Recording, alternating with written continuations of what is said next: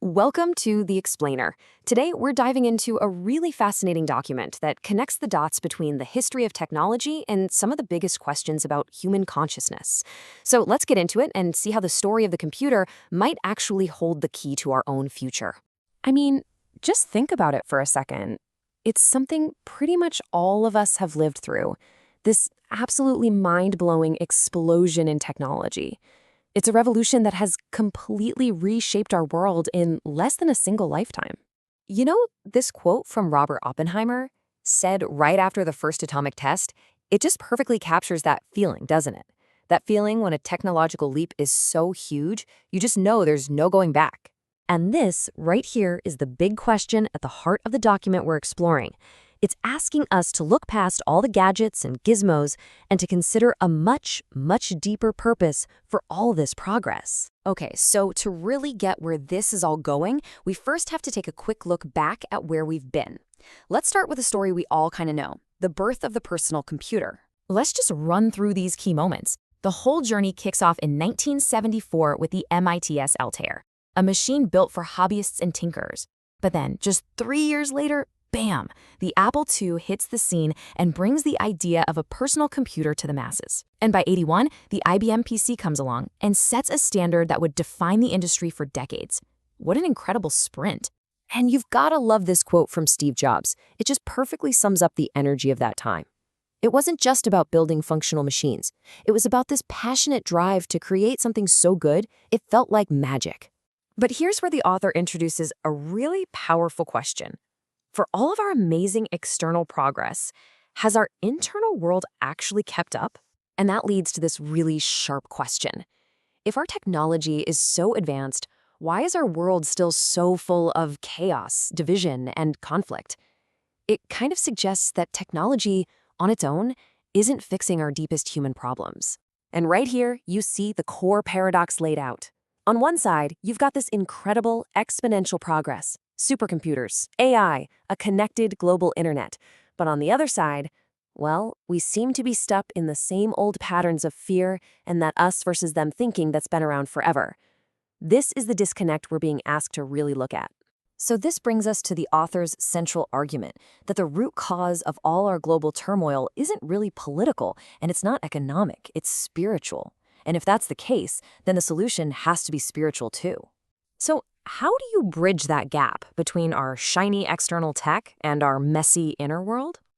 Well, the document we're looking at suggests a pretty fascinating answer, and it pulls it from the world of physics, of all places. Now, this is really key. The author takes a concept from physics, the quantum field, and uses it as this powerful metaphor.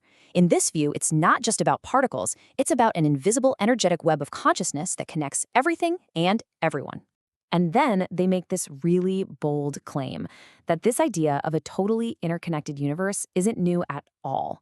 They argue that mystics and ancient wisdom traditions have had an intuitive sense of this connection for thousands of years, long before science gave it a name. And to build this bridge, the author points to this famous, kind of mind-bending idea from the physicist Niels Bohr, that the very act of observing something doesn't just measure reality, it helps create it. This idea, that our consciousness directly influences the world, is the crucial link between modern physics and ancient mysticism. Okay, so if our inner state of mind matters that much, what do we actually do about it? Let's get practical and look at how we can start to train our own consciousness, or as the author puts it, reprogram our own hardware. Here's a powerful way to think about it. Your body is literally the physical printout of your subconscious mind, and it has its own internal pharmacy, constantly mixing up chemicals based on your thoughts and feelings. We are, in a very real sense, our own chemists. And get this. Citing the work of biologist Bruce Lipton, the document points out a pretty staggering statistic. About 95% of your life, who you are, what you do, is run by these deep subconscious programs. Your conscious, intentional mind, that's only driving the bus about 5% of the time. So how in the world do you change these programs? Well, a pretty clear 3-step path is laid out. Step 1 is just awareness, recognizing that your life is basically a printout of these programs. Step 2 is understanding that the subconscious is a creature of habit. It's not going to change with one decision. And finally, step 3 is the work, reprogramming it through consistent repetition and practice to build new, better habits.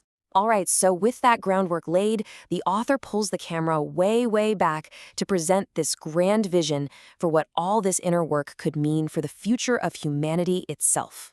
To give this some cosmic scale, they bring in physicist Michio Kaku's framework for civilizations. A Type 1 civilization has mastered all the energy on its planet, a Type 2 has mastered its star, and a Type 3, its entire galaxy.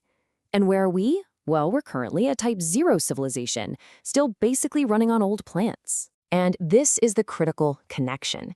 The argument being made is that the leap to becoming a Type 1 civilization isn't just about building better technology. It requires a fundamental shift inside of us, a profound evolution in consciousness, from a me-first mentality to a collective we. And this quote really captures that hopeful vision. It's the belief that humanity is right in the middle of what's called an evolution revolution of love, and that we're starting to awaken this deep, dormant seed of kindness that is our true collective nature. And that leaves us with this final, powerful question to think about. We know we are on the verge of a quantum computing revolution that's going to change everything. So, is a parallel revolution in human consciousness not only possible, but maybe, just maybe, absolutely necessary?